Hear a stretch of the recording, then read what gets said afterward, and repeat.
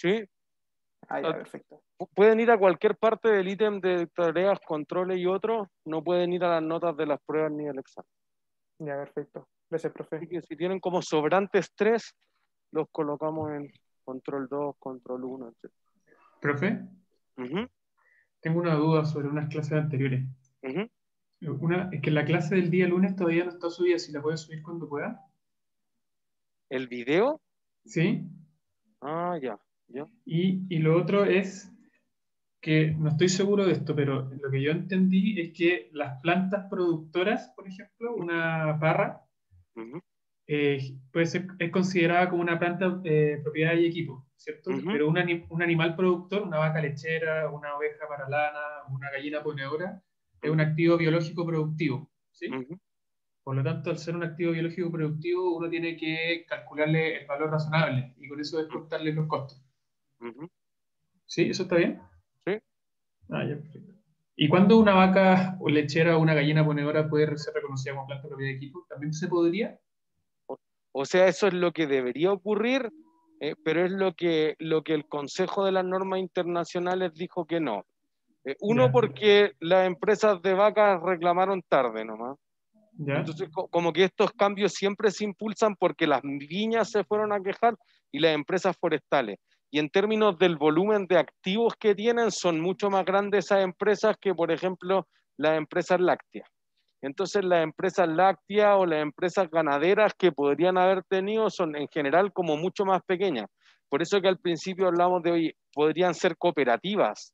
Entonces tú mm, tienes 10 vacas, yo tengo 30 y nos juntamos entre todos y tenemos 5.000.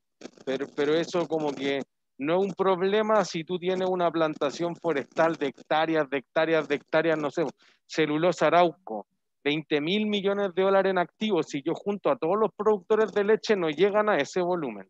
Entonces, obviamente, cuando tú dices, oye, esta política contable no me sirve, deberíamos hablar con el ISB que escribe esto para que sirva y tenga sentido, fueron los que más presionaron.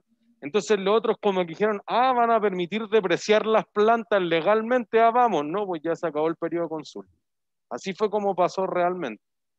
¿Se entiende? Entonces, mi visión personal es que realmente una gallina ponedora, una oveja para esquilarla y una vaca es exactamente lo mismo que un naranjo o que una vid, pero que eventualmente la norma dice que no podría ser así. Entonces las empresas que han hecho esquivan eso, dicen, mira, mi vaca lechera es única, no puedo calcular el valor razonable, entonces voy a ocupar el costo porque no puedo calcular el valor razonable. Y el activo biológico al costo es muy, muy parecido, si es que no igual, a una propiedad planta de equipo. ¿Se entiende? Entonces quizás el ya. valor contable que muestra no es muy distinto. Porque en el fondo, para una empresa lechera no tiene ningún sentido estar retasando su vaca. Entonces, ¿para qué alguien va a querer esa información? Pero no es lo mismo para una plantación forestal. Para una plantación forestal sí podría ser así, porque tú dices, oye, yo voy a talar esto, listo, entonces tengo que saber todo el rato cuánto mide tu árbol, en qué momento es el momento de talar óptimo. Quizás no es cuando esté gigantesco, quizás no es cuando esté pequeño, es cuando por metro cuadrado, por metro cúbico, por tonelada, lo que sea, que te dé el producto final sea el máximo precio posible. Entonces, esa información sí es súper relevante. Algo que no era relevante para las plantaciones de piña, por ejemplo, muchas plantaciones de algodón, de soya, que fueron las que más reclamaron, del sudeste asiático sobre todo, y las piñas. Las piñas fueron una de las principales impulsoras, es decir, las plantas productoras son más parecidas a una máquina que a un salmón. ¿Se Ya. entiende? Sí, pero conceptualmente lo más correcto, olvidándonos la IFRS, debería ser que, por ejemplo, una empresa que se dedica a la extracción de leche de las vacas, debería ser que las vacas, mientras estén madurando para producir leche, sean consideradas como activo biológico y después cuando empiezan a producir leche deberían ser consideradas más como plantas de propiedad y equipo. Tal cual. Porque Ya. fíjate que cuando ya está, tú no quieres que la vaca crezca, ni que decrezca, que se mantenga tal cual.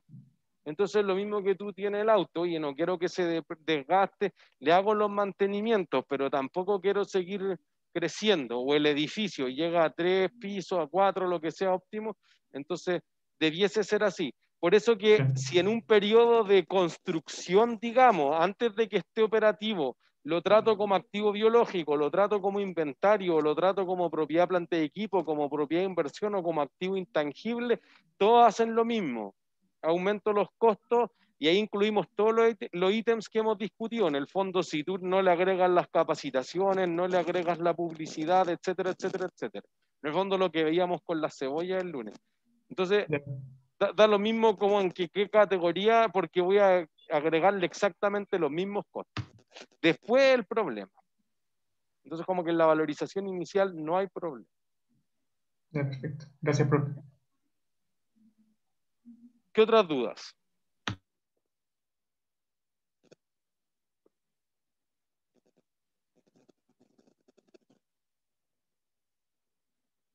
¿No hay más dudas?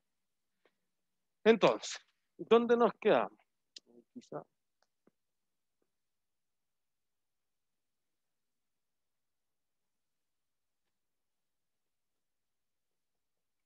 Bueno, es lo mejor que sé. Decíamos, miren, nosotros teníamos esta empresa, Philip Corporation, y decíamos, podemos ver el balance de esta forma, el 2008 contra el 2009, no lo elegimos al azar, dijimos, oye, se está recuperando de la crisis subprime, la empresa invierte en ciertas cosas, mejora ciertas cosas que tienen relación con el corto plazo, particularmente los activos corrientes y los pasivos corrientes, y entonces eso generaba ciertas cosas. Si nosotros lo veíamos como variaciones, eso hacía una diferencia. Entonces nosotros podíamos decir, mira, el balance que una foto de la compañía en un momento del tiempo puede verse súper bonito, pero quizá eso no es lo mismo a si yo miro el estado de resultados. Veíamos el estado de resultados y si tiene utilidad, entonces eso quizás debiese ser comparado con el estado de flujo de efectivo. Si realmente esos 146 de utilidades se convirtieron en caja pura o no. ¿Sí? Entonces nosotros decíamos, mira, podría ser un análisis vertical, podría ser un análisis horizontal o podría calcular ciertos indicadores, ratios o razones financieras. Un análisis vertical es súper simple, tú pones todo lo que tengas como un porcentaje de algo en un momento del tiempo. Tipo, oye, mira, me voy a devolver acá. Yo vendo 4.000 millones y los costos de venta son aproximadamente 2.800.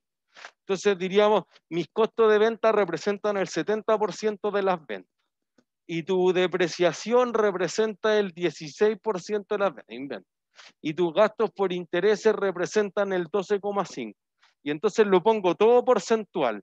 Y tú dices, ya, mi empresa da lo mismo si vende 4.000 millones, 10.000 o 30.000 millones, esa empresa va a ser comparable si es que yo lo pongo en términos porcentuales. Algo que a veces se llama colocar los estados financieros en tamaño común.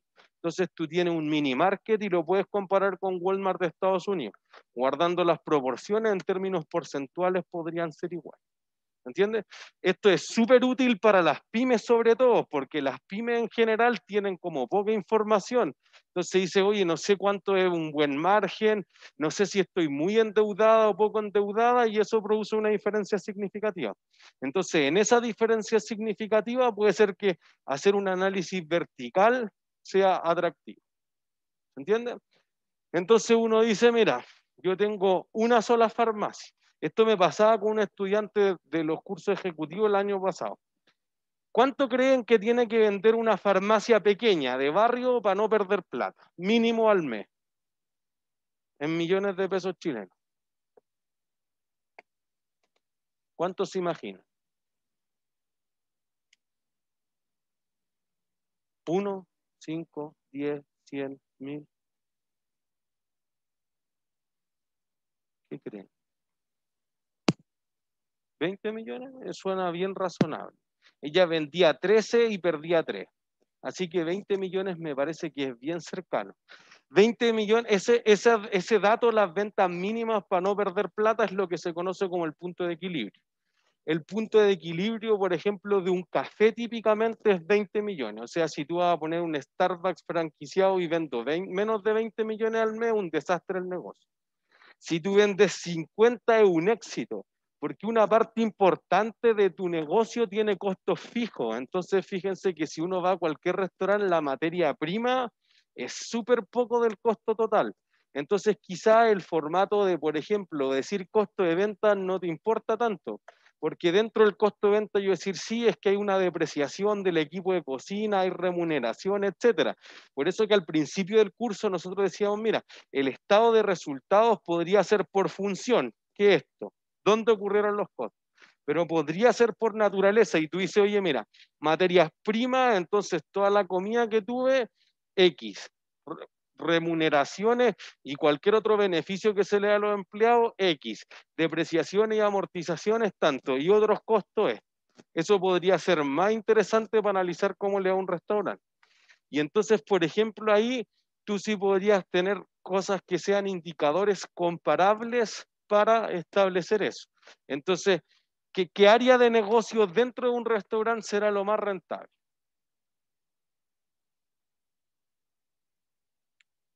¿Qué creen ustedes? O sea, si pudieran segmentar el menú, ¿qué parte es la más rentable del menú? ¿Lo bebestible? Lo bebestible, eso es. Da lo mismo que sea alcohólico o no alcohólico el producto, igual si tú tomas agua, igual vale 2 lucas. Y el costo de adquirirle es 200 pesos. Entonces el margen bruto es mucho más alto que en la comida, por ejemplo. Entonces, si tú quieres separar dentro del negocio y empezar a decir, mira, no voy a ver el restaurante completo, voy a ver quizás delivery y voy a ver dentro del restaurante, o voy a ver bar y voy a ver comida, o voy a ver el turno de la mañana, el de la noche, fin de semana, y empiezo a seccionar esto en 2, en 3, en 4 capas, el análisis puede ser súper interesante. Porque quizás tú dices, oye, ¿me convendrá abrir toda la noche?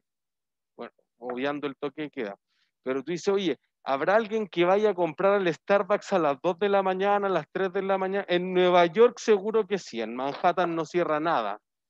Pero tú dices, quizás si tú estás, no sé, en Chicureo no tiene sentido abrir esa hora.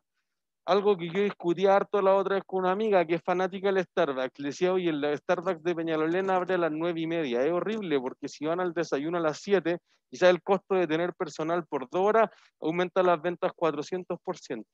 Y ciérralo al almuerzo. Si quizás nadie va a ir a tomar eso. ¿Me entiendes? Entonces, eventualmente, tú podrías empezar a abrir el estado de resultados. Ese tipo de análisis es vertical, porque tú lo vas a ver comparativamente, en el caso del estado de resultados, como un porcentaje de los ingresos, y en el caso del balance lo haría como un porcentaje de qué cosa. ¿De los activos? O De lo sea, activo. corriente. Eso es. ¿Ven? Eso es lo obvio, se entiende, es súper lógico. Y eso es lo que se dedica un ingeniero comercial en la vida. Entonces tú dices, oye, mis productos se venden con mayores márgenes que los otros, egresados de nuestros distintos programas. O sea, tú dices, oye, yo tengo mayor rotación, que, ya, entonces tu sala de venta, tus promociones salen súper rápido. Entonces tú estás viendo, si tú eres Key Account Manager, por ejemplo, tú vas y dices, oye, hice el lecherazo en el Unimark. Listo, ¿cuánto duraron tus leches? No, 2 días. Mucho, las mías duraron 1 día. Quebré stock. Ya, eso que es que no te quedó lo suficiente, no es cero, es que tú pones un mínimo y eso podría ser malo, porque en el fondo había más gente con intención de comprar, pero tú planificaste mal la demanda, entonces te quedaste corto. Eso resta para cuando después le hagan la evaluación de desempeño a un ingeniero comercial, independiente de en qué área trabaje, en control de gestión, en inteligencia de negocios, que un área de super crecimiento, etcétera, va a decir, mira, tú tenías que cumplir con 5 KPI, indicadores claves de éxito. Uno eran las ventas, otro era que el cliente tuviera tanta satisfacción, y estos 5 cumpliste 4. Los cumpliste bien, bono. Los sobrecumpliste, que no todas las empresas lo hacen, bono más grande todavía. En finanzas, por ejemplo, los bonos pueden ser entre 3 y 12 sueldos. Entonces podría ser que la mitad de tu sueldo está en el bono si son 12 al año, obviamente. ¿Sí? Entonces, estos indicadores generalmente son un parámetro. Oye, comparémonos, hagamos benchmarking, comparémonos con la competencia, con la industria completa, con supermercados del mismo tamaño, con otros retailers, con la empresa que se le ocurra. Pero tú dices, no, mira, yo soy Tesla Motors. me dedico al auto eléctrico, ahora tenemos un poco de competencia, pero por muchos años no hay nadie. O mejor aún, tú eres SpaceX. ¿A qué se dedica SpaceX? Nadie sabe. Naves espaciales reciclables. De nuevo, A mandar naves espaciales y colonización de Marte. eso es. Y por lo tanto, ¿con quién se debería comparar?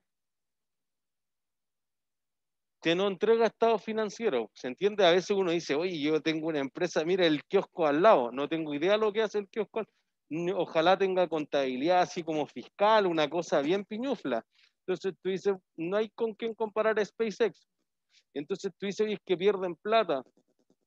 Bueno, es obvio, pues, pero el día que haya que colonizar Marte van a ganar plata seguro, van a ser los más avanzados. Entonces quizás tú dices, oye, pero ¿cuánta plata pierden? Quizás los programas espaciales de Estados Unidos, de Rusia, de China pierden mucha más plata que SpaceX. Ah, ya, pero es que esos son estatales, no tienen los mismos indicadores que los accionistas que pusieron plata para que la empresa les diera algo. ¿Qué espera un inversionista cuando pone plata? Más plata. Dividendo. ¿Me entiendes? O que las acciones de la empresa suban mucho en la bolsa. SpaceX no lista en la bolsa, pero si se listara en la bolsa valdría harta plata, dicen las valorizaciones prematuras, porque están como en early stage, como en una etapa temprana antes de ser suficientemente grande para entrar a la bolsa. ¿Se entiende? Entonces, en ese caso no te sirve el análisis vertical. Tú dices, hagamos un análisis horizontal. Digamos, mira, la empresa del año pasado tuvo gastos de 100, este año tuvo 120, entonces creció en 20%. El siguiente año tiene 50%, entonces, perdón, tiene 150, entonces creció en 25%. Después tiene 140, bajó en 6%. Bueno, lo que yo estoy haciendo es que con el tiempo voy a comparar la empresa con sí misma. Entonces, no, nadie hace lo que yo hago. Y es un análisis súper válido. Entonces, no diría que hay una preferencia en el mundo real por el análisis vertical o por el análisis horizontal, sino que más bien depende de la data que uno tenga de cierta empresa a la disposición. ¿Se entiende? Entonces ahí uno hace la diferencia significativa cuando dice, podría tener un año solamente comparado con todo el resto de la industria o podría haber el análisis de todos los años. Este año, ¿te convendrá más hacer análisis horizontal o análisis vertical? 2020. Vertical, vertical, ¿no? Vertical, porque obviamente si yo hago horizontal, muchas empresas van a salir súper mal este año. Y aparte, si tú lo haces, por ejemplo, no una vez al año, lo haces trimestralmente o mensualmente, podría haber una diferencia significativa porque los números han sido súper volátiles. A mí que me toca mucho asesorar a la industria automotriz, abril más o menos hasta julio fue un desastre, pero agosto, septiembre y octubre la rompieron, así no tienen ni un auto que vender, tienen todo prevendido hasta enero, etcétera. Entonces como que uno dice, oye, ahora vendió 100 y acá vendió 10.000 y el promedio era 4.000, entonces ningún número es comparable con otro. ¿Entiendes? Entonces como que pierde la escala. Yo a veces en las presentaciones le muestro algunos gráficos que no podemos ni leer porque a veces perdieron así unas cantidades brutales y otros meses por acá arriba, entonces una barra para abajo, una barra para arriba, pierde súper harto la comparabilidad. Entonces tú dices, mira, paso al siguiente gráfico y justamente le hago análisis vertical. Le digo, mira, la red, los 13 concesionarios van en este dato. Ah, ya. ¿Y cuánto es tu segmento? Los dealers más grandes, los intermedios, los pequeños, esto otro. Ah, ya, perfecto. Eso es lo que más les gusta, al menos a la automotriz. También en el retail es súper normal que diga, oye, ya nos fue mal. ¿Y cómo le fue a la vereda al frente? O sea, si Falabella le fue mal, mira al tiro si a Cencosud le fue mal. Y Cencosud le fue mal, Ripley también lo va a mirar y así sucesivamente. ¿Se entiende? Entonces, eso podría ser una parte importante del tratar de comparar tus resultados, tus flujos de caja o tu posición financiera con otras empresas. ¿Sí? ¿Dudas hasta ahí? ¿No? Entonces, si nosotros vemos, por ejemplo, el análisis vertical de Philip Corporation, estamos colocando todo en porcentaje del activo. Entonces, fíjense que del total de activo, una parte es efectivo, otras cuentas por cobrar, etc. Es bien simplificado porque aquí solamente queremos empujar la idea introductoria del análisis. Después en contabilidad 2 se ve otra parte y después en finanza 1 ya profundizan, etcétera, y ahí sí es como más complejo, pero queremos ver que uno podría ver ciertas cosas. Entonces, fíjense, la empresa crecía en activos, pero fíjense que el financiamiento es más o menos el mismo. Si uno se fija, el total de pasivos del 2008 era el 54,62% de los activos y después 54,65%. Por eso que el patrimonio es más o menos el mismo. Y eso que ganaba, o sea, tenía utilidades, ganaba plata, digamos, se endeudaba y todo, pero porcentualmente se mantiene. Entonces una empresa en términos comparativos súper estable en el tiempo. ¿Se entiende? Si uno ve el estado de resultados, bueno, para el estado de situación financiera es lo que ustedes me sugerían. Si uno lo ve para el estado de resultados, se compara con los ingresos, ¿sí? Más allá de las ventas. Quizá ahí podríamos tachar eso y poner ingresos, un concepto más correcto todavía, pero no queremos entrar en ese nivel de detalle. Pero decíamos, mira, del total de las ventas, más o menos el 70% se van los costos de los productos vendidos, tanto en depreciación, tanto en intereses, y finalmente entonces uno queda con un margen neto del 3,6%. Un 3,6% de margen, ¿es bueno o es malo?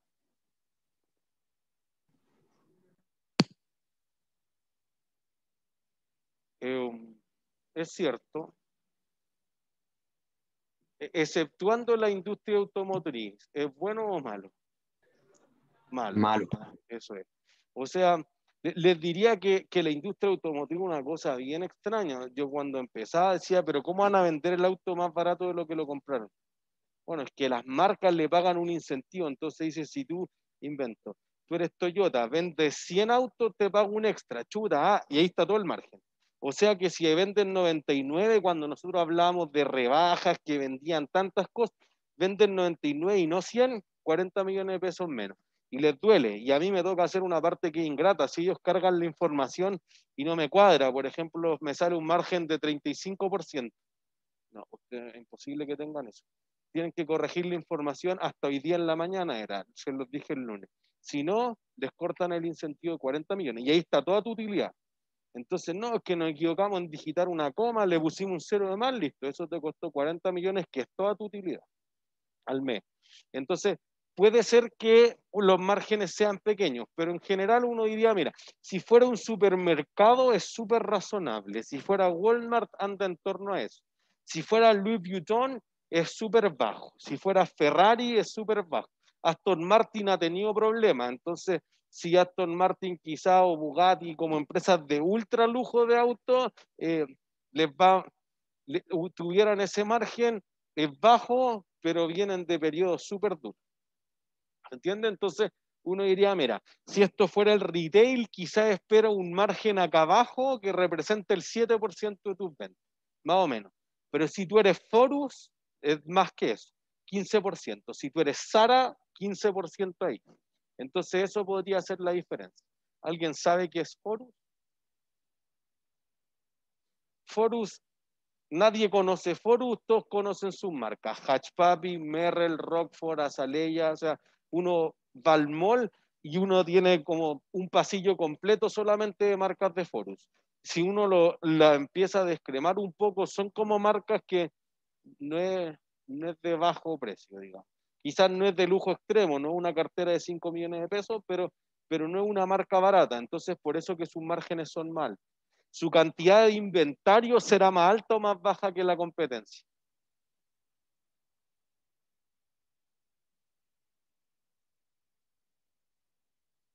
Si vendo productos caros, ¿tengo mucho o tengo poco? Poco, listo. Entonces, cuando uno miraría el estado de situación financiera, vería que el inventario es mucho más bajo en Forus que en otras empresas, por ejemplo, de consumo masivo. O sea, Johnson seguro que y Tricot deben tener mucho más inventario. ¿Se entiende? Entonces ahí uno va viendo ciertas cosas que te deberían cuadrar con el negocio. Entonces, por ejemplo, yo a los ejecutivos siempre le hago un trabajo final que dice, mira, ¿cuál es el mejor y el peor retailer de Chile? La conclusión es que Tricot es uno de los mejores retailers de Chile, pero me dicen, pero uno piensa en Tricot y no lo ve como excelente. De hecho, uno va a un Tricot y como que la experiencia es mala, como que no hay vendedores, si yo pido dénmelo para regalos, ¿no? Como que todo está bien desordenado y le dije, ahí está la gracia. En gasto de administración y venta, el resto, la Polar, ITES, Ripley, Falabella, gasta 33% de los ingresos. Tricot gasta 25% y todo ese 8% extra, ¿quién se lo gana? De los accionistas. Última línea, te queda una utilidad neta que porcentualmente es más alta. Entonces ahí uno dice, está bien. Bueno, es que el líder está sucio, que los carros están como cucarro, que se le... Ya, pero tiene los precios más bajos, ¿no? Entonces es imposible que tú digas, oye, aquí me atienden excelente y cobran súper barato, ese negocio va a morir, pues no funciona así. Entonces depende si tú lo ves desde la experiencia del cliente, es distinto a si lo ves cuántos pesos tengo de vuelta por cada peso invertido en acciones de Tricot. ¿Entiendes? Eso debiese reflejarse un poco en los estados financieros de la compañía. Entonces, mira, bueno, así se veía porcentualmente. Si uno dice análisis horizontal, uno debiese considerar un año base. Por ejemplo, ustedes dijeran, bueno, el primer trimestre. Si uno ya lo hace dentro del año, que insisto que podría ser más avanzado por encima de los objetivos de aprendizaje esperados para este curso, uno podría decir, mira, si yo comparo un trimestre con otro trimestre, no puede ser el primero contra el segundo. Porque piensen en el retail. ¿Cuál es el mejor trimestre de todos para el retail? El cuarto. La Navidad. ¿Se entiende? Y entonces, fíjense, esto también presenta desafíos para la contabilidad. ¿Cuándo debería ser el cierre contable del año el retail? ¿En abril?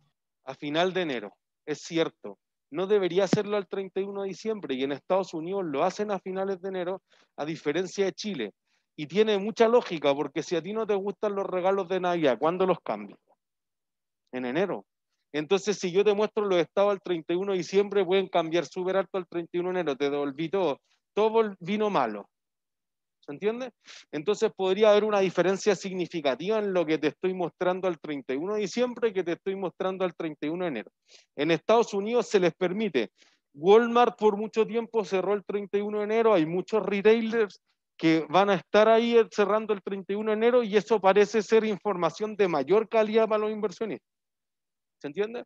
Entonces ahí uno podría decir, oye, no puedo comparar el tercer trimestre con el cuarto trimestre, porque el cuarto trimestre aglutina como el 40% de las ventas del año. ¿Se entiende? O si tú eres una empresa estacional, pues tú vendes paraguas, tú vendes helado, obviamente el invierno contra el verano es cualquier cosa. O tú eres una empresa agrícola, cuando es verano en el hemisferio norte, es invierno en el hemisferio sur. Entonces hay que ver ese tipo de cosas en los activos biológicos. Particularmente eso le pasaba súper harto a Hortifruit, que la mencionábamos en el capítulo. Hortifruit al principio solo operaba en Chile, hasta que después se fusionó con el Grupo Rocío en Perú. Pero después dijeron, mira, nosotros cosechamos y quedamos en nada. Quedamos botados mucho rato. Entonces tenemos que expandirnos al hemisferio norte.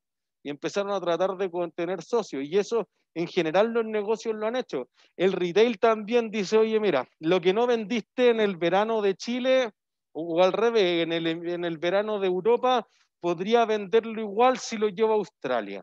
Y hay una par de empresas australianas que lo han hecho súper bien, como comprando ese sobrestock que no lo pudiste vender con descuento y vendiéndolo como pretemporada en el otro hemisferio. Entonces las empresas ya dicen, mira, si yo comparo el primer trimestre de ser con el otro trimestre, pero que sea el mismo comparativamente. Microsoft cierra en junio, Apple cierra en septiembre, el año completo, entonces cuenta desde el último trimestre del año físicamente hasta el tercero del otro año.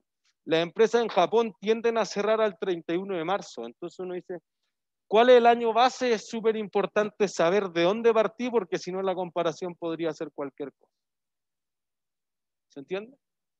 Entonces, fíjense, por ejemplo, FEMSA en México, que es una empresa gigante. En el fondo, la empresa dice, mira, yo tengo los ingresos del 2009 y el 2010. Algo que yo siempre cuestioné en un principio en la contabilidad, decía, ¿por qué si nosotros leemos de izquierda a derecha, los estados financieros están de derecha a izquierda? Ya. Al lado de la cuenta está el dato más reciente. Esa es la lógica de presentar los estados financieros así. Entonces, mientras más a la derecha está, el dato más lejano. No es para que uno los vaya viendo en la evolución, por si acaso. Entonces uno dice, mira, una empresa que vende 169.000 millones de pesos mexicanos y que se gana 45.000 millones. Es un súper buen margen. ¿Se entiende? Fíjense que gana algo así como el 25% de margen. Pero este año tuvo suerte. Porque fíjense, el 2009 vendía casi lo mismo, 160.000 millones y solo se ganaba 15.000 millones, que un 9%, pero sigue siendo súper bueno. Pero 25% parece ser muy bueno, y más de 25%, quizás deberíamos hablar cercano a un 28%. ¿Por qué ganó tanta plata el 2010?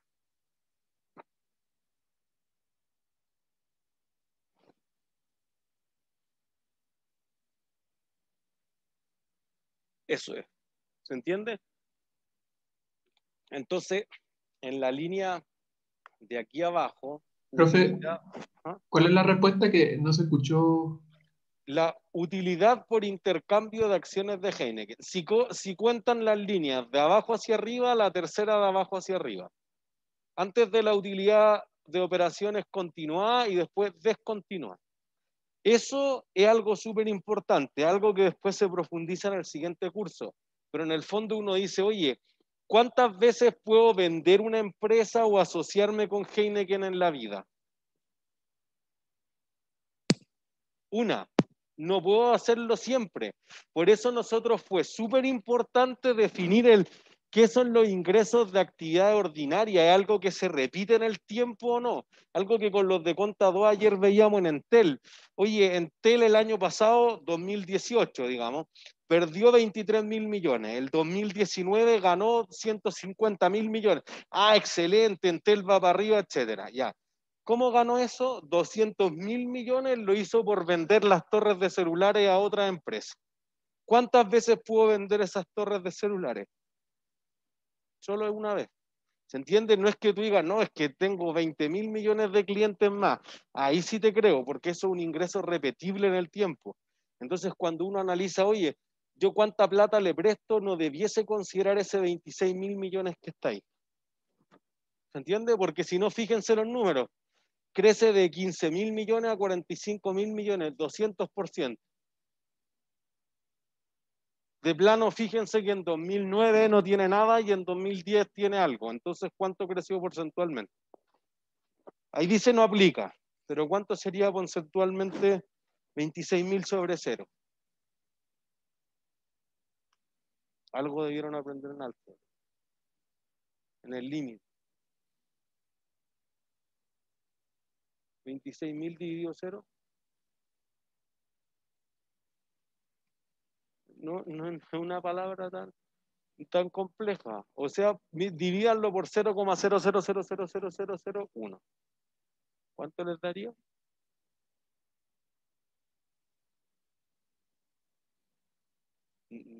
No, pues eso sería dividido 1. Si lo divido por menos que 1, el número va a crecer. Entonces, si achico eso, la parte que estoy dividiendo, ¿a cuánto va a tender eso? Al infinito, listo. Pues el cambio es infinitamente, porcentualmente infinito, porque en el fondo, como no tenía nada, tener 1 es infinitamente mejor que tener 0. Y tener 26.623 es infinito mejor que tener 0.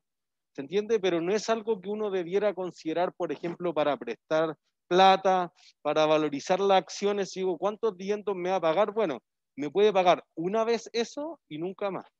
Y fíjense que como proviene de un intercambio de acciones, ¿cuánta caja extra hay? 0.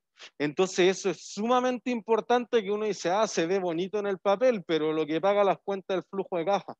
No, esta no es una utilidad materializada o líquida que realmente esté en caja. Ya, entonces no la consideremos para los dividendos, sino vamos a dejarla embarrar. Es decir, ¿con qué paga? No sé.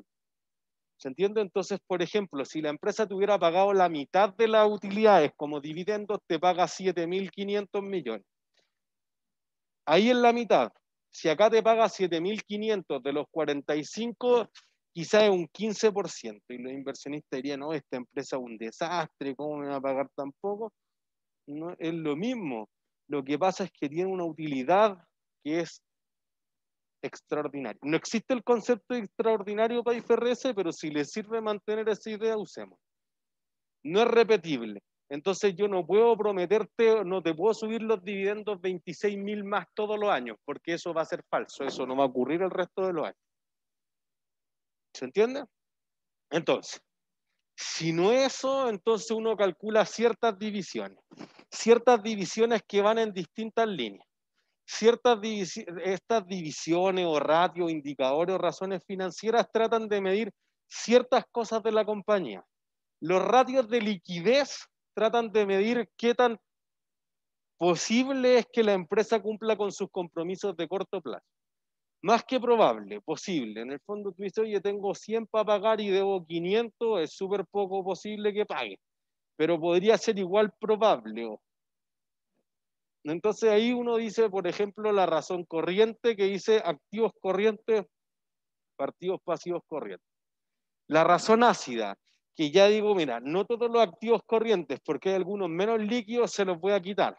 O la razón de tesorería o de efectivo, cuánto efectivo y equivalentes de efectivo tengo sobre los pasivos corrientes. Y eso te dice más o menos si la empresa es capaz de pagar o no. Eso tiene que ver mucho con la liquidez de corto plazo. La solvencia tiene que ver más bien con la liquidez de largo plazo. O al revés, esta es la solvencia de largo plazo y esta es la solvencia de corto plazo. Entonces tú dices, mira, ¿un restaurante estará muy líquido ahora o no? No, en general no. Hay algunos restaurantes que se adaptaron bien, pero en general no. Pero uno podría decir, oye, el negocio era súper solvente. En el largo plazo se va a recuperar. Entonces, la óptica que uno tiene con los indicadores de solvencia, por ejemplo, los pasivos que tiene sobre el activo, o la utilidad que tiene comparado con los gastos de intereses, es algo que tiene que ver más bien con el largo plazo. No te puedo pagar ahora, es un problema de flujo de caja, pero la empresa va a generar utilidad en el largo plazo, de una u otra forma. Entonces cambia la óptica con la que uno está haciendo esos cálculos. Si uno lo ve con los indicadores que tienen que ver con la actividad o con la operación, se habla, por ejemplo, de la rotación de las cuentas por cobrar, la rotación de las cuentas por pagar, la rotación de los inventarios, la rotación de los activos biológicos. Eso sería súper importante. Oye, está bien, yo cultivo los salmones y en 30 días los tengo puestos en el jumbo. Ya, ¿y el jumbo cuánto se demora? 60 días en venderlo, listo, y después que los vende te paga, no, se demora otros 90 días en pagar, chuta, entonces para que vuelva la caja para resembrar las ovas de los salmones pueden pasar 200 días, ¿se entiende? Pero podría ser, no, pues yo solo vendo al contado, o yo tengo prevendido, como las constructoras, tú vendes en verde, están haciendo el hoyo, tú vendes en blanco, existe una maqueta en la municipalidad, tú vendes en transparente, los inversionistas van a financiar el proyecto antes de cuando existe una idea, no hay ni maqueta. Dependiendo en la etapa, unos corren más o menos riesgo, porque tú dices, oye, es mucho más seguro ir a ver el piloto, cómo quedó el edificio y comprar. Capaz que los que compran en verde al final siempre asumen que la constructora llega tarde. Mi amigo tenía entrega para el 27 de marzo el Rich, e hizo la inauguración del departamento el sábado. 9 meses después se lo entregaron. Bueno, es que en la pandemia no llegaban los trabajadores, no iban los fiscalizadores a decir que cumple con las medidas de seguridad. Eso puede pasar. Si tú hubieras comprado ahora, te ahorras esos 9 meses. Bueno, pero es que ahora te sale más caro porque antes me hicieron un descuento, problemas de los negocios. ¿Se entiende? Entonces, esos indicadores de actividad, que es lo que más nos vamos a concentrar, podría ser algo significativo. ¿Y qué tan rentable es la empresa? Clásicamente el ROA, el Return on Assets, el ROE, el Return on Equity, que es el concepto de patrimonio en inglés, Y los márgenes, el margen bruto, el margen operacional, el margen neto, lo que planteábamos en el capítulo, lo que calculan las salmoneras, el margen antes del ajuste a valor razonable o después del ajuste a valor razonable. Entonces, quizás tú quieres comparar qué empresas son más o menos rentables desde distintas ópticas. ¿Sí? Entonces, de ratio hay mucho. Hay, no sé, todos los bancos inventan ratio. Las clasificadoras de riesgo inventan ratio. Las empresas para hacer cálculos internos inventan otros ratios. Los ratios son un commodity. Ustedes podrían inventar un ratio. Entonces, quizás solamente queremos señalizar que existen los más clásicos. Razón corriente, activo corriente, activo pasivo corriente, razón ácida, y ahí el más usual que ponía el profesor Valenzuela son los activos corrientes menos la existencia. Pero esto es un punto crítico, que después cuando lo vemos en finanzas uno, nadie es capaz de contestar esto.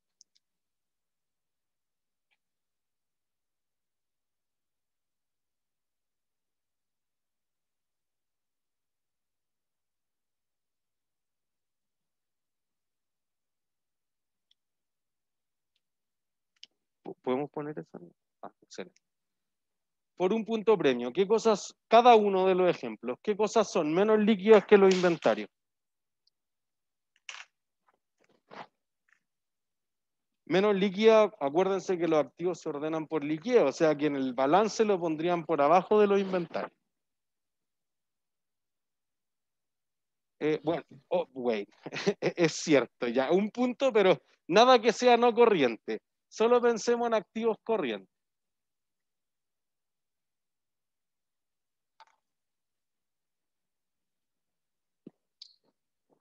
El inventario, por definición, ¿está vivo o muerto? Muerto, entonces, ya ahí tienen un punto. ¿Qué cosa podría ser menos líquido que los inventarios?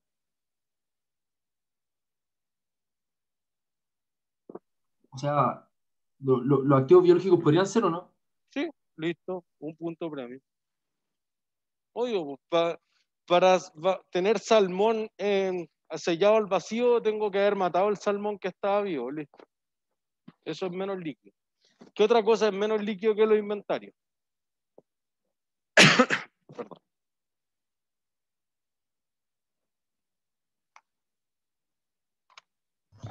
Puede ser como las cuentas por cobrar. No.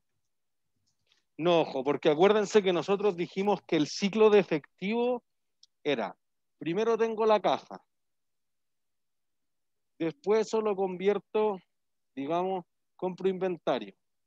El inventario pasa a ser ¿qué cosa? Y la cuenta por cobrar la recaudo. Mínimo eso. Si le agregan que ustedes tienen activos que están vivos en negocio agrícola, entre medio vamos a tener los activos biológicos. Entonces, por eso nosotros decíamos, mira, lo más líquido de toda la empresa, ¿qué es? La caja. El efectivo y lo equivalente. Y después, La cuenta por cobrar. no, entre ¿No? medio. O sea, las cuentas por cobrar son un tipo de eso. Pero si yo tengo acciones, son más o menos líquidas que las cuentas por cobrar. Menos, ¿o no? La Porque, podría vender en 5 minutos. Más líquida. Pero es más o menos líquida que el efectivo. Menos, ya, activo financiero. De todos estos efectivos que no calificaban como equivalentes de efectivos que veíamos, no sé, hace 8 semanas, ya, eso va a quedar entre medio. Pero cosas que estén por debajo de eso. O sea, fíjense que ya tenemos hacia arriba efectivo y equivalente, activos financieros, cuentas por cobrar, inventario. Y abajo de eso, activos biológicos, pero deberían haber más cosas. Cosas que tienen que ver con impuestos, sí o sí. Yo voy a dar uno. Pagos provisionales mensuales. Con seguridad, IVA remanente.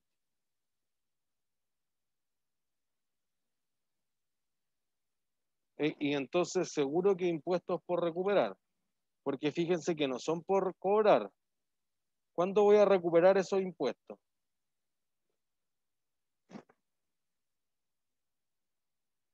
Nunca. Nunca.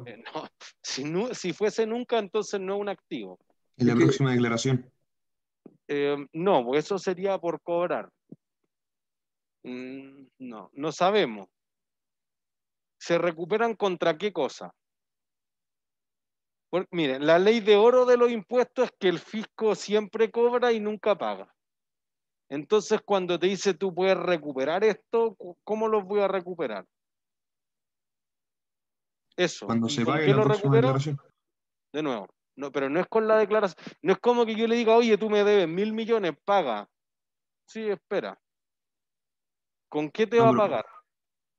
me refiero a que cuando uno pague la próxima declaración, se Ujú. reducen los impuestos por cobrar. Ya, eso es. O sea, cuando tú tengas utilidad en el futuro, vas a recuperar estos impuestos. Entonces el gasto se va a pagar con ese activo, no con caja. Ya, ahí tenemos algo.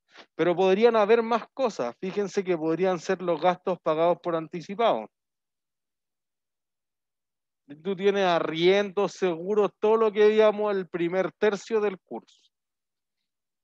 Entonces uno diría, solamente restar los inventarios como para estresar a la empresa.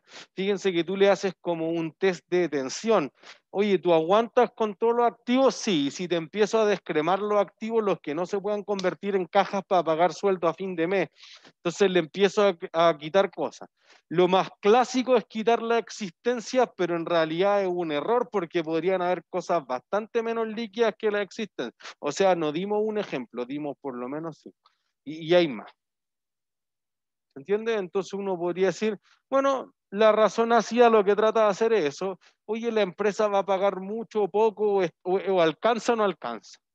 Y eso se está mirando harto ahora, sobre todo porque la empresa en el muy corto plazo se podría meter en problemas importantes. ¿Sí?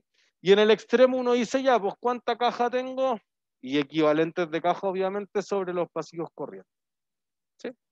Eso es algo significativo, especialmente para el control 3 de ejercicio. Si uno quisiera ver los indicadores de solvencia, uno ve los pasivos totales comparados con los activos, o a veces la cobertura de intereses. Ahí diría que no hay una convención, uno podría tener el margen bruto sobre los intereses, la utilidad operacional sobre los intereses, la utilidad antes de impuestos sobre los intereses. Un desastre que se hace a veces, el EBITDA, que es una cosa bien extraña, el Earnings Before Interest, Taxes, Depreciation and Amortization, sobre los intereses, sobre el gasto por intereses, y ahí podría agarrar cualquier partida del estado de resultados. Fíjense que uno mide un stock del balance, los pasivos, sobre otro stock, que son los activos. Por el contrario, la cobertura mide un flujo, que es la utilidad, sobre otro flujo, que es el gasto por interés. ¿Se entiende? Si no son de esa índole, uno va a lo de que es más clásico. Rotación de los inventarios. Entonces, los inventarios, ¿se miden al costo o al precio de mercado? No, no depende. De nuevo. ¿De nuevo? ¿A qué? ¿Podría repetirla, por favor? Los inventarios, ¿se miden al costo o al precio de mercado? Al precio de mercado, ¿no? No. Al agua. Al La mínimo venta entre al precio de el mercado, costo sí o sí. Pero los es al mínimo. inventarios. Ahora sí, ahora sí. Profe, ¿no es al mínimo entre el costo y el BRN? Eso, o sea, el costo. Y si voy a perder a menos que el costo, pero no si al precio de mercado. A diferencia, por ejemplo, de las cuentas por cobrar, que si yo vendía al precio de mercado y la cuenta por cobrar tiene el IVA, débito fiscal y todo incluido, entonces uno dice, listo, si yo voy a medir esto, perdón, lo voy a medir como lo que vendí durante el año, los costos de explotación, sobre las existencias que tengo en promedio. Entonces tú dices, mira, yo tuve una rotación de inventario de 12 veces en el año. Es decir, yo compré y salieron esos inventarios de mi bodega, por ejemplo, 12 veces. Entonces, en promedio, ¿cada cuántos días sale tu inventario? Si rotaste 12 veces eso en el año. ¿Cuánto? 30 días. ¿Se entiende? Entonces, por eso que relacionado al tiro, los días de permanencia o los días de inventario es 360 o 365 sobre eso. La convención más clásica es 360, como que todos los meses tengan 30 días. Y uno dice, ah, ya, mira, si rotaste 6 veces, te demoras 60 días en vender, si rotaste 4 veces, te demoras 90 días. ¿Se entiende? La rotación de cuentas por cobrar, entonces lo que decíamos recién, las cuentas por cobrar están apuestas al precio de venta y eso entonces genera que tú tengas la rotación contra los ingresos. Y entonces los días calle o días de cobro son normalmente 360 partidos por eso. Si tú recaudas o rotas las cuentas por cobrar 3 veces al año, te demoras 120 días en cobrar. ¿Se entiende? Y entonces hago lo mismo para las cuentas por pagar, los costos de venta comparado con las cuentas por pagar, y eso te va a dar sobre 360 cuánto me demoro en pagar. 90 días, 120, 150 días. ¿Entiendes?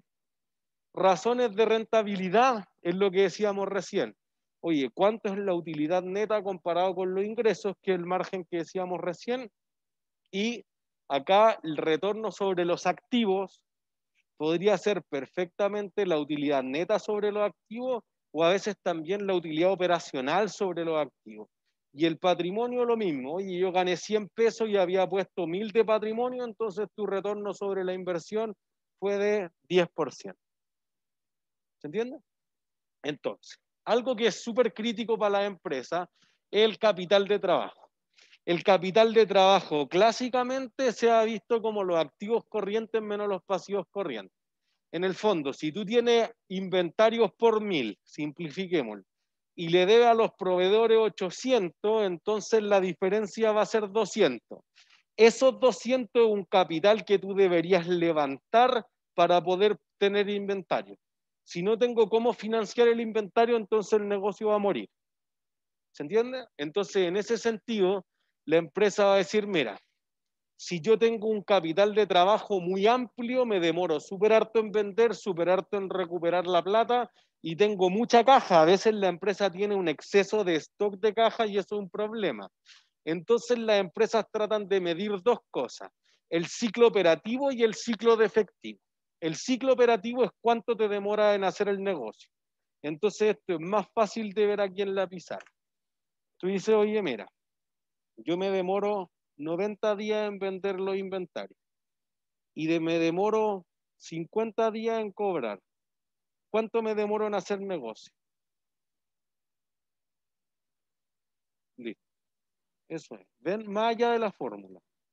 140 días es tu ciclo operativo. O ciclo del negocio también. O ciclo operacional. Son todos sinónimos. Entonces, ¿quién paga esos 140 días de espera?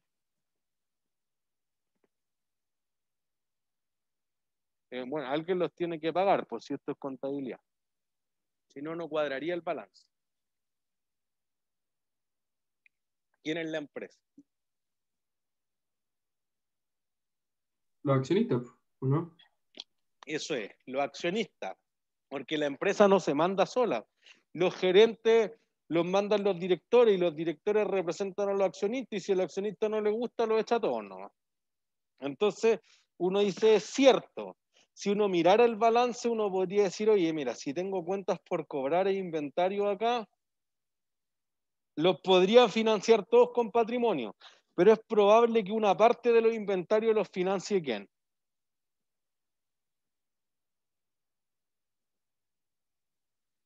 Podría haber un préstamo, pero algo más barato que un préstamo. Como, ¿no sería como un pagaré como por una cuenta por pagar? Eso, las cuentas por pagar. Entonces uno podría decir, sí, es cierto, yo me demoro 90 días en vender, 50 días, pero yo pago a 60 días. No pago al contado. Por millones de razones, porque tú me traes productos todos los días, no te puedo hacer facturas todos los días. En realidad yo no puedo, dado que tus camiones llegan a las 7 de la mañana, me es imposible empezar a ver todo lo que en bodega está bueno. Entonces, una vez al mes voy a hacer conteo de inventario y entonces ahí voy a ver que me trajiste tantas unidades que no cumplían con los estándares, te devuelvo, tú me lo deduces y te envío la factura por el total. Porque si no te tengo que hacer notas de crédito por 20, 50, 80 facturas y eso es sumamente inoficioso. Y además, como yo me demoro 90 días en vender, no te puedo pagar el contado. Quizás estamos minimizando esto. Esto en la práctica puede ser 120, 150 días el Jumbo, el Unimar, que en algún momento llegó a 220 días, porque aquí el más grande aprieta al más chico. Esa es la realidad. ¿Cuántos días? Esto es lo que vamos a llamar el ciclo de efectivo o ciclo de conversión de efectivo. Y entonces, esto es 80. Y entonces ahí lo que uno dice es, dado que los proveedores ponen la plata para financiar 60 días, los accionistas tienen que pagar solamente 80. Entonces uno preferiría que el ciclo de efectivo sea más largo o más corto. ¿Ustedes quieren que la plata les llegue más rápido o más lento? Más rápido. Listo. ¿El accionista cuántos días quiere financiar? 0. Y por eso que ese ratio puede ser negativo. Yo le digo, ya mira, como yo me demoro 140 días en hacer el negocio, yo te pago 180 días después. ¿No te gusta? No me vendes. Es que tú tienes el 35% del mercado, el líder. Entonces, no sé, pues, tienes que atenerte a las consecuencias. Por eso surgió una ley que decía, máximo páguenle a 90 días. Se trató de impulsar a 30, pero era algo imposible en la realidad. Porque, claro, si tú eres Unilever y eres Procter & Gamble, resistes. Si tú eres una pyme, la vaquita, no resistes. ¿Entiendes? Entonces eso podría ser como abusivo en ese sentido.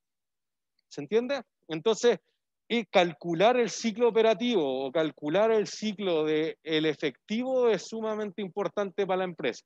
Mientras más largo sea el ciclo operativo, uno esperaría que los márgenes del negocio fueran más altos. Mientras más se demore en llegar la caja al accionista, el accionista le va a exigir un mayor retorno a cambio. ¿Se entiende? Entonces ahí al restar el periodo de las cuentas por pagar te va a dar el ciclo de efectivo. ¿Se entiende?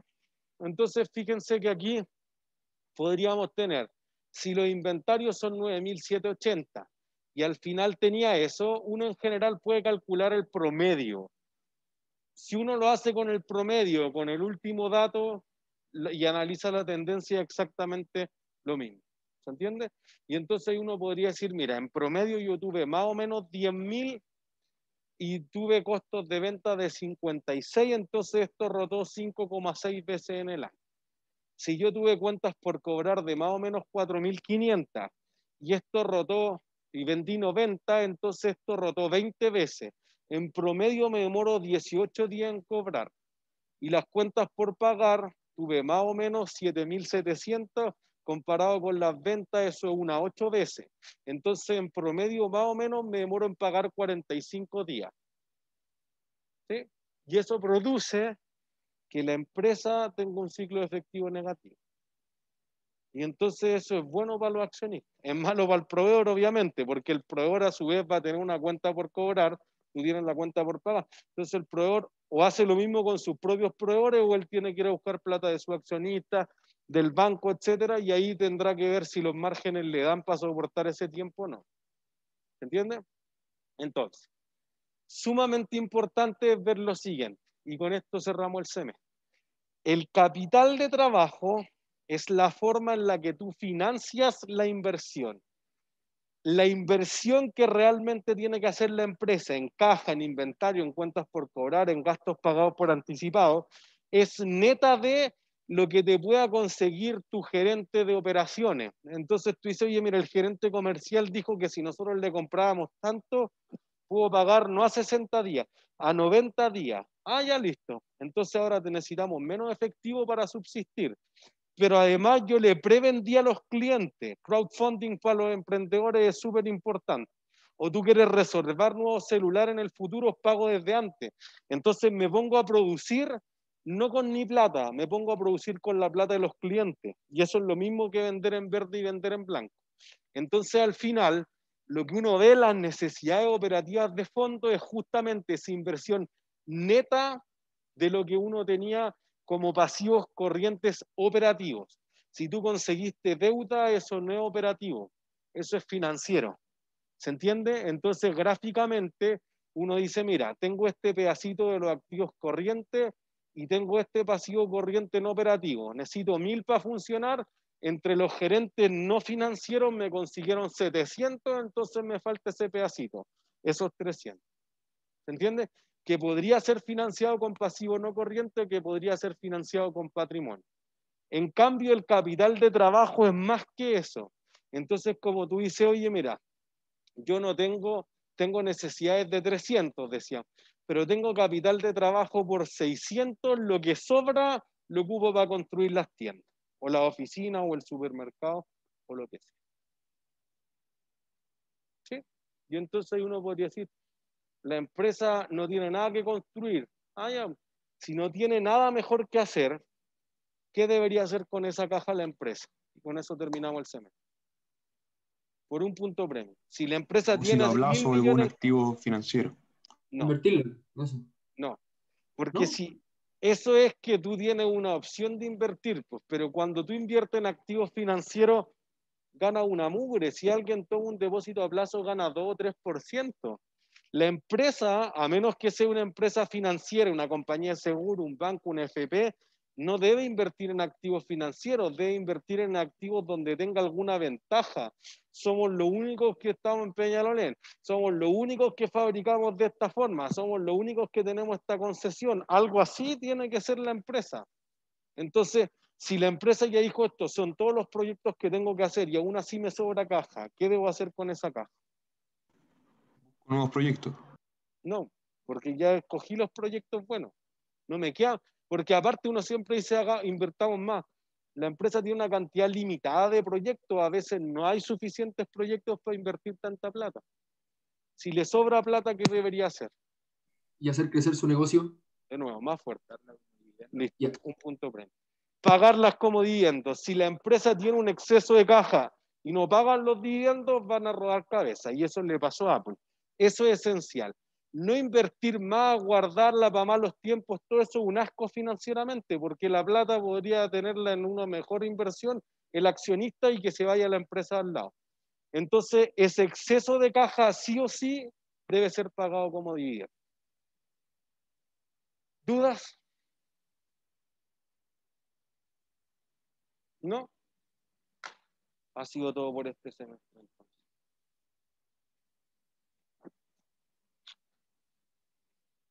Profe, una pregunta. Para el control de ejercicio que empieza mañana hasta el sábado, ¿qué entra de manera crucial? Toda la última parte. O sea, me parece Sí. que la tarea era un buen referente para la parte de inventario. Ya, Queda bacán. completa la tarea. Y el resto sería activos biológicos y administración financiera a corto plazo. Ya. Entonces, desde inventario hasta hoy día. O sea, la mitad es de inventario, la otra mitad es de activos biológicos con administración financiera. Ya, bacán. Gracias. ¿No hay de qué? Chau, chau.